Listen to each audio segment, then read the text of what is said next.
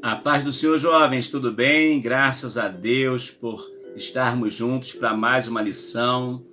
Semana passada nós falamos sobre o profeta Oséias e o casamento como reflexo da comunhão com Deus. E hoje nós falaremos sobre Joel, o profeta que profetizou sobre o poder do Espírito Santo nos últimos dias. E com certeza vai ser uma bênção poder estar com você participando desta videoaula, sabendo que Deus, uma vez mais, pode nos usar, como pode te usar também, para fazer a diferença. O tema, então, da nossa terceira lição é Joel, o poder do Espírito Santo nos últimos dias. O nosso texto do dia diz: E há de ser que depois derramarei do meu Espírito sobre toda a carne, e vossos filhos e vossas filhas profetizarão, e os vossos velhos terão sonhos, e os vossos jovens terão visões. Joel capítulo 2, versículo 28. A síntese textual diz assim: mesmo em um contexto de desastre natural e apatia religiosa, Joel profetizou o derramar do Espírito Santo sobre toda a carne. Queridos, às vezes é necessário que aconteça uma seca, que aconteça algo para que haja o mover de Deus, para que haja o manifestar da unção e do poder do Senhor nosso Deus. Mas que eu e você, sabiamente, não vamos esperar acontecer uma tragédia para nós buscarmos no Senhor, não. Não vamos fazer isso, mas vamos buscar o Senhor agora, hoje, nesse momento. Vamos clamar pela ação poderosa do Espírito Santo. Qual é o objetivo da nossa lição? Ou quais são os objetivos da nossa lição? Sabemos que o objetivo é entender que o Senhor quer derramar do seu Espírito. E os demais objetivos, quais são? É expor o contexto histórico de calamidade pública apresentada na profecia de Joel. Explicar a importância de uma conversão sincera como ato antecipatório ao recebimento do batismo com o Espírito Santo. E explanar o cumprimento da profecia de Joel na dispensação da igreja.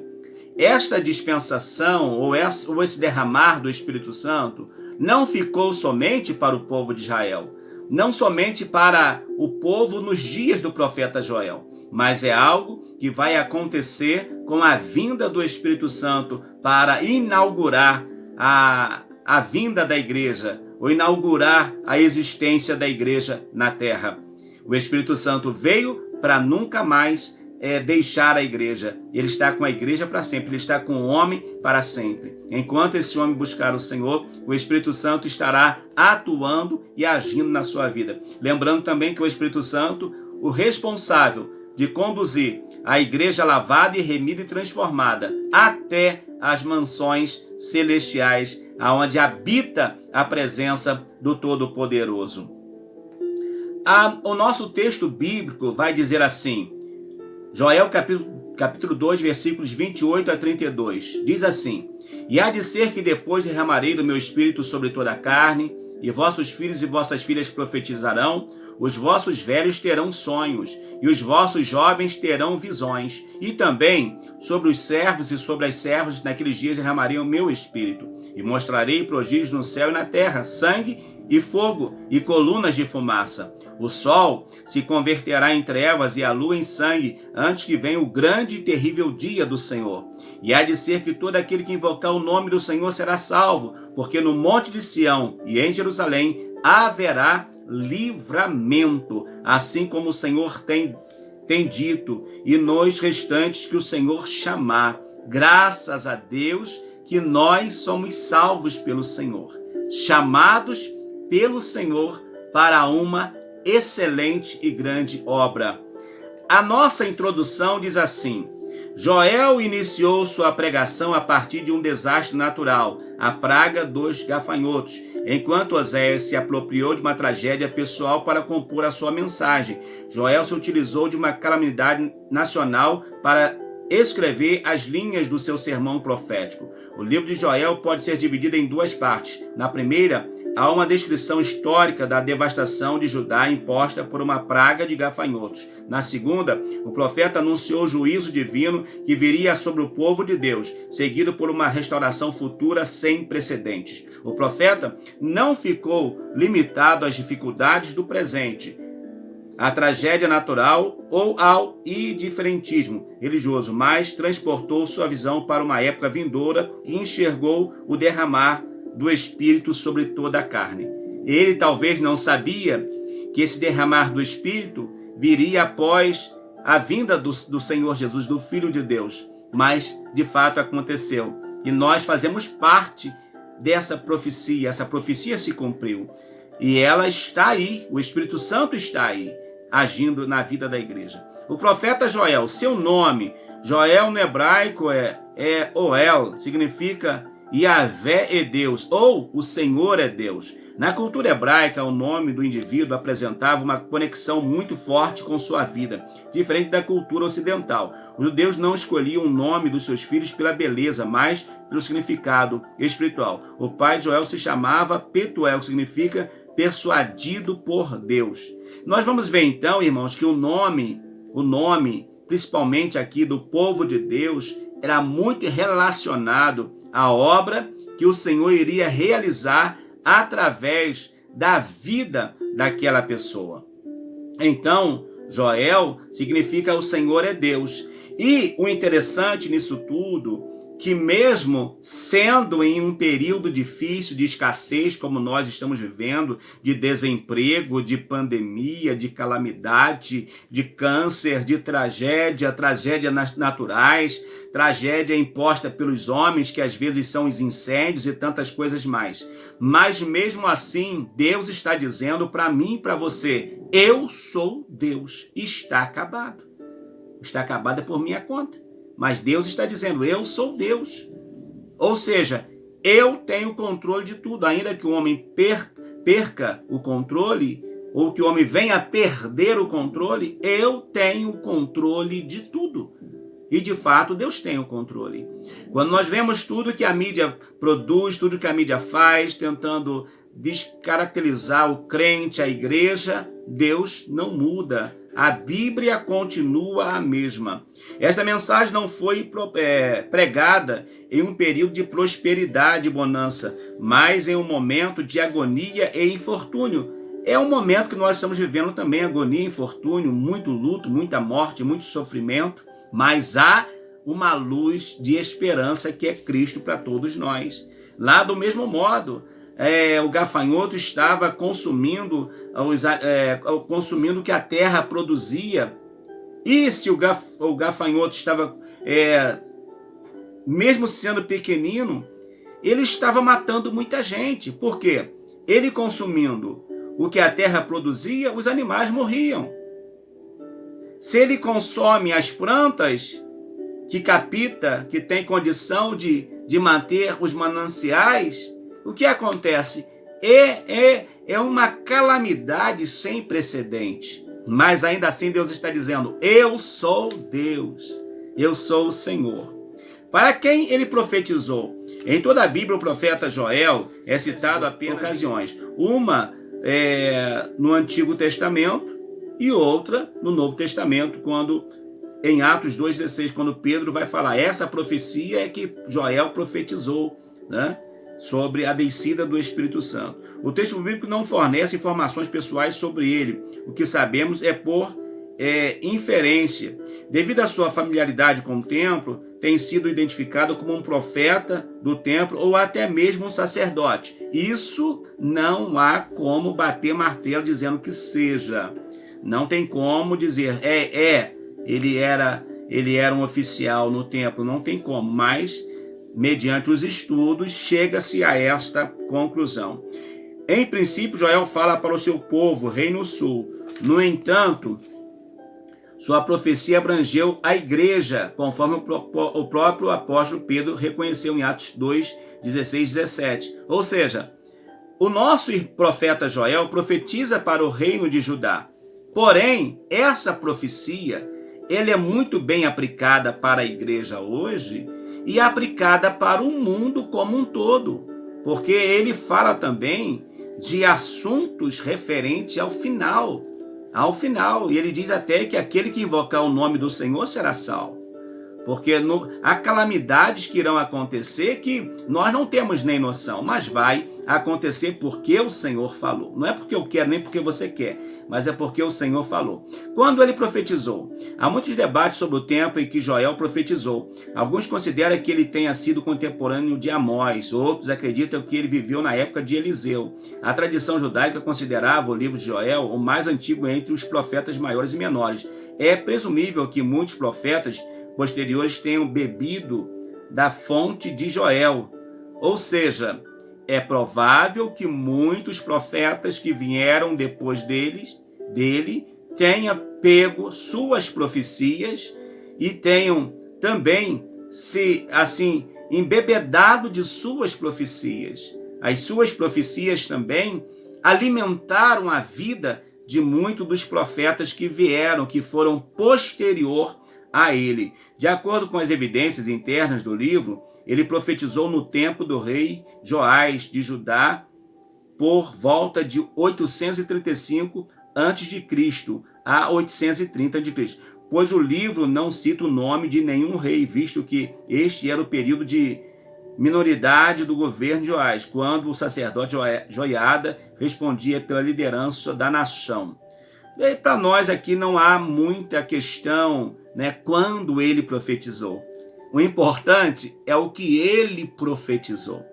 O importante é o que ele permitiu trazer ao povo pela vontade do Senhor. E aí está essa poderosa mensagem transformadora, mensagem de ânimo, de correção, sim, porque o povo nessa época estava apático, o povo estava indiferente.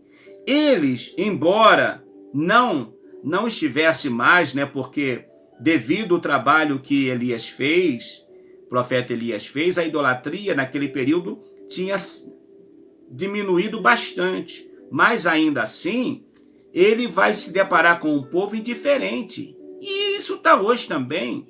Tem muita gente diferente com o corpo de Cristo, com a igreja. Enfim, faz o que quer e acham que não vai ter uma conta a pagar. Cuidado, Jesus está vendo tudinho, tá bom? A apatia espiritual naquela época estava muito grande. No número 2 diz assim, o contexto histórico da sua profecia. A praga dos gafanhotos. Joel apresentou a devastação, a seca e a fome que atingiu a nação de Judá ao ser atacado por uma praga de gafanhotos. A ideia do profeta é registrar para gerações posteriores o relato da catástrofe que atingiu a nação. Trata-se de um evento histórico e de um texto narrativo. A devastação foi total. O que ficou da lagarta comeu o gafanhoto, e o que ficou do gafanhoto comeu a locusta, e o que ficou da locusta comeu o pulgão. No original hebraico, segundo o nosso escritor da lição, ele diz que tanto lagarta, gafanhoto, locusta e pulgão são o mesmo inseto, só que em estágio diferente, tá? Só em estágio diferente. A lagarta representa o gafanhoto em seu estado inicial, a nascer sem asas, quando apenas consegue roer. O gafanhoto representa o estágio em que começa a procriar e se multiplicar. No estágio locusta desenvolve asas, mas ainda não voa, apenas salta e já começa a devorar o que vem pela frente, Ao se tornar pulgão, já está plenamente desenvolvido com asas completas. Judá foi desolada por causa deste ataque de gafanhotos em seus vários estágios de desenvolvimento. O descaso para com Deus precipitou o povo à assolação. Olha só, irmãos, tudo isso acontece por causa do desvio. O que nós estamos vivendo hoje no Brasil e no mundo não tem outra consequência senão o desvio da fé, da comunhão com Deus. Quando o povo está criando leis contrárias à palavra do Senhor, Deus está trazendo a conta, e a conta vai ser paga. Custe o que custar, irmão, a conta vai ser paga. E não tem jeito, irmão. Quando nós oramos, Deus pode até diminuir a carga, mas a conta vem. Ele pode até dar um desconto na fatura, ele pode até dar um desconto, mas vai ser paga. de um jeito ou de outro vai ser pago. Você está entendendo a linguagem, não está? A gente não gosta de um desconto? Deus pode até dar um desconto, mas a fatura vai ter que pagar. Se não pagar na totalidade, pelo menos parte será pago. Pode ter certeza disso. A indiferença de sua geração. Os compatriotas Joel agiam com indiferença diante da tragédia, acreditavam que essas situações simplesmente aconteciam, ou seja, o gafanhoto está consumindo porque é assim mesmo. O rio está secando é porque é assim. É o tempo, é o estágio. Lá deu enchente, é assim mesmo, todo ano tem enchente. Mas não olha e diz assim, vamos dar glórias a Deus, vamos render ao Senhor adoração, vamos nos voltar para Deus, porque não. A gente começa a ver que é tudo normal, é tudo muito normal. O profeta começou sua mensagem fazendo uma invocação solene para chamar a atenção do seu povo. Suas palavras iniciais foram, ouve isto, os ébrios deveriam se despertar, a virgem deveria lamentar, e os sacerdotes deveriam gemer e clamar. Olha só o papel do sacerdote, gemer e clamar. Clamar a Deus em favor do povo. Mas e aí? Eles não estavam nem aí, sabe por quê? Porque eles também estavam ligados até mesmo ao governo. Então, por isso, eles não estavam se preocupados em buscar o Senhor nosso Deus. E eu posso até dizer uma palavra que eu falo sempre, né? Os boizinhos estão na sombra, está tudo bem? Vai buscar Deus para quê? Mas fulano, não, isso é problema dele, não é comigo. Mas tem que saber o seguinte, irmãos, que o que acontece com um vai refletir na vida do outro também. A bênção de um tem que ser para o outro, quanto o choro do um também tem que ser para o outro. Só que às vezes com as atitudes a gente não vê acontecendo dessa forma. Deus permite certas situações no propósito de despertarmos. Permanecer indiferente diante da adversidade é um sinal claro de insensibilidade espiritual, sabe?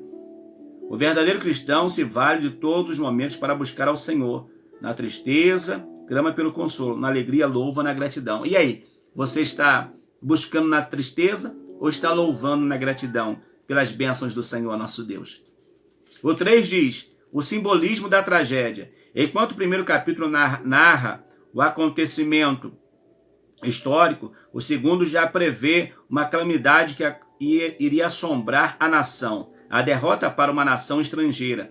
A primeira derrota foi para os gafanhotos, mas a segunda seria para a nação estrangeira que viria para levá-los cativos. Parece que Joel estava descrevendo um futuro ataque de gafanhotos, pois falava de um dilúvio escuro com milhares de gafanhotos cobrindo os céus. Na verdade, ele estava falando de nuvens de pessoas como muitas pessoas que viriam contra Judá para levar Judá cativo. Se fosse hoje, diríamos, né, que essa nuvem seria muitos aviões que viriam contra a nação em um ataque. Só Jesus para ter misericórdia. Mas, de fato, vai acontecer. Em suas palavras, o exército invasor seria obstinado, como valentes, correriam cada um pelo seu carreio. Joel valeu do simbolismo do ataque dos gafanhotos para prever um ataque militar como resultado de um juízo divino sobre o povo. Provavelmente o profeta estava se referindo ao futuro ataque da Babilônia, né? Quando Nabucodonosor vai autorizar o ataque e eles vão para a Babilônia. Não vai ter jeito. Israel vai primeiro, o Reino Norte, depois o Reino Sul também vai, por causa das suas más atitudes. As nossas más atitudes trarão reflexos nas nossas vidas de forma terríveis. Então, vamos buscar sempre agradar o Senhor. Quando não aprendemos nas primeiras lições, outras nos alcançarão. Ou seja, Deus tem uma forma didática de nos ensinar. Ele pode nos ensinar na prática, quando nós vivemos na própria carne. Se lembra aquela expressão? Se não vem pelo amor, vem pela dor? Isso de fato acontece. Então, o que pode acontecer? Deus pode nos dar aulas práticas de algo que está para acontecer ou não. Nesse caso aqui, está dizendo que quando Deus nos dá uma lição e nós não aprendemos essa lição, depois vai ter outras lições. Tomara que nós aprendemos a passar por elas, né? Só Jesus na causa para nos ajudar. No 3 diz, o poder do Espírito Santo nos últimos dias. Apelo ao arrependimento. Joel conclamou seus compatriotas ao verdadeiro arrependimento. A expressão agora mesmo revelou a urgência do apelo. Arrependimento não é algo que pode ser procrastinado, ou seja, que pode ser deixado para depois. O arrependimento tem que ser na hora, não dá para começar a arrepender e terminar só no dia seguinte. Não, tem que ser algo, é agora. Se arrependam agora e se convertam dos vossos pecados. O profeta afirma que Deus não deixa enganar com falsos arrependimentos. E outra coisa também, irmãos, Deus não se deixa levar pelas nossas lágrimas, pelos nossos olhos, pela nossa carinha de choro, pelo nosso mimimi. Não, Deus não se deixa levar por isso. Não. Nós até nos emocionamos como seres humanos, até choramos, enfim, mas Deus não se deixa levar por essas coisas. A conversão deve ser de todo o coração. A penitência deveria ser profundamente sentida. Não era uma questão meramente ritual. Eles deveriam rasgar o coração e não só as vestes. Porque às vezes as pessoas rasgam as vestes, mas o coração está longe. O povo rasga suas vestes, mas seus corações estão longe de mim. A nação inteira precisava se voltar para Deus. Os sacerdotes deveriam chorar e clamar pelo povo, como falamos, anteriormente. Eles estavam tão envolvidos com a política que não conseguia ver a necessidade dos povos, do seu povo, as necessidades espirituais. Só Jesus na causa. A promessa do derramar do Espírito Santo requer de nós uma conversão sincera e uma entrega total. Ou seja, o Espírito Santo virá, já veio, só que ele quer encontrar em nós sinceridade, para que ele possa ter espaço para agir nas nossas vidas. Bênçãos materiais. O arrependimento muda destinos. Mediante a conversão sincera, Deus prometeu derramar fartura. A resposta viria com a providência dos mantimentos que antes estavam escassos, trigo, vinho e óleo. Por que estava escasso? Porque o gafanhoto havia consumido tudo. Escassez total. Ano passado, lá talvez por mês de maio, 2020, mês de maio, mês de junho, vocês se lembram? Se você se lembra, coloca aqui na descrição do comentário. Quando falaram que tinha aí uma nuvem de gafanhotos que estava para invadir lá a nossa parte do sul, vindo da Argentina, ali daqueles países ali, estava atravessando. E houve uma preocupação, uma oração, um clamor por causa disso. Porque com certeza iria consumir algumas propriedades que trabalham com soja, enfim. Seria um prejuízo muito grande. Mas o povo orou e Deus teve misericórdia. Com as bênçãos espirituais, irmãos, as bênçãos materiais também vêm. Então, o que nós temos que fazer? Nós temos que buscar as bênçãos espirituais e acreditando que o Senhor trará também as bênçãos materiais nas nossas vidas. Deus prometeu ordenar os recursos naturais, a chuva temporã e a seródia. A chuva temporã é aquela chuva que vem, que ela vem de tempo em tempo, mas tem a seródia, aquela chuva que é aguardada, sabe? Aquela chuva que é aguardada no final da tarde, aquela chuva que vem. Porque tem a tempestade, irmãos, que quando vem, de repente, é o lugar mesmo onde não vai nem aproveitar a tempestade, porque a água vai bater e vai embora. A primeira chuva que vem em uma terra árida, uma terra muito seca, ela praticamente, se for uma enxurrada, não vai ser aproveitada. Ela precisa ser uma chuva gradativa, que venha, primeiro amoleça aquela terra que está totalmente seca, e com isso ela vai conseguir ir encharcando um pouquinho mais. Então essa chuva temporã e seródia, ela é muito importante para a natureza e espiritualmente também importante para a nossa vida.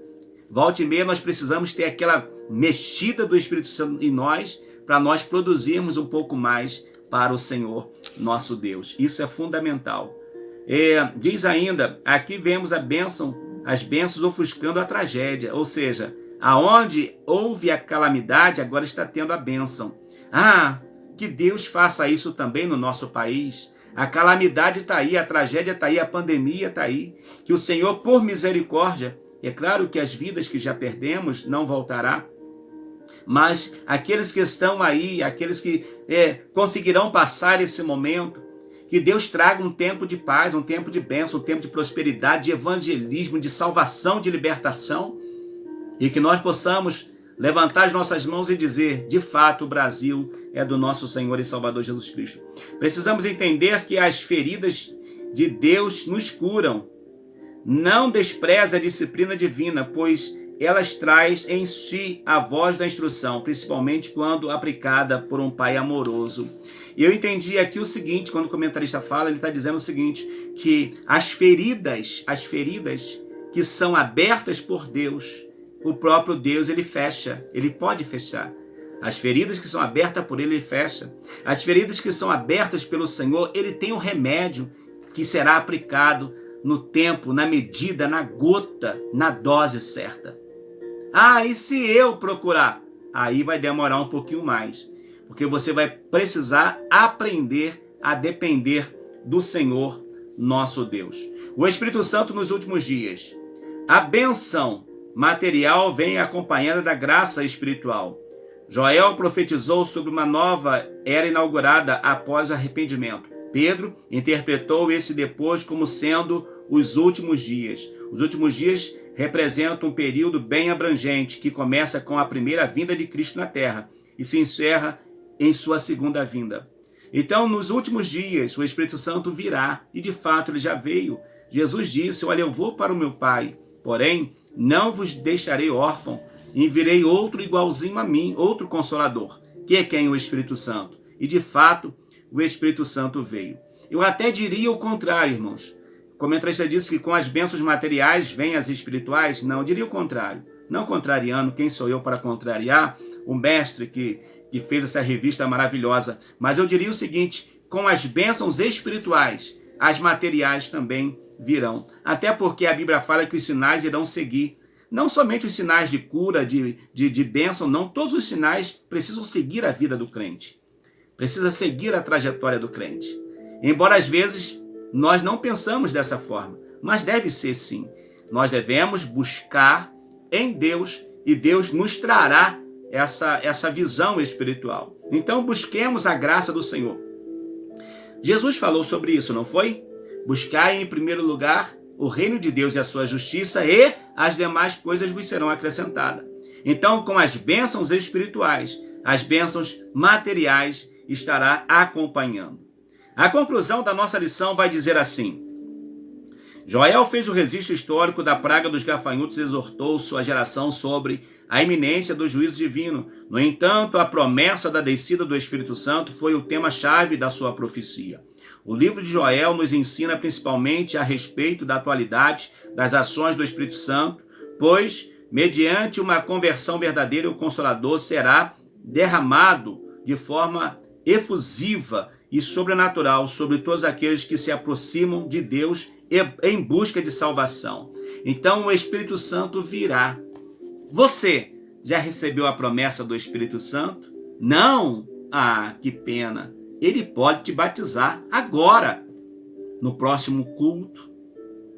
Tenha esse desejo de ser cheio do Espírito Santo. Por favor, não seja apático para as coisas espirituais, mas viva o que Deus tem para você, para a sua casa e para a sua família. Espero que essa lição tenha tocado o seu coração e na nossa próxima lição nós falaremos sobre Amós, adoração com justiça, e vai ser uma lição maravilhosa. Vem comigo. Não se inscreveu no canal não? Se inscreva no canal, acione as notificações e seja abençoado. E compartilhe também essa lição nos seus grupos de WhatsApp, enfim, da sua igreja, vai ser uma bênção. Muito obrigado por você que conseguiu ficar até agora ao final dessa lição. Deus te abençoe. Amém.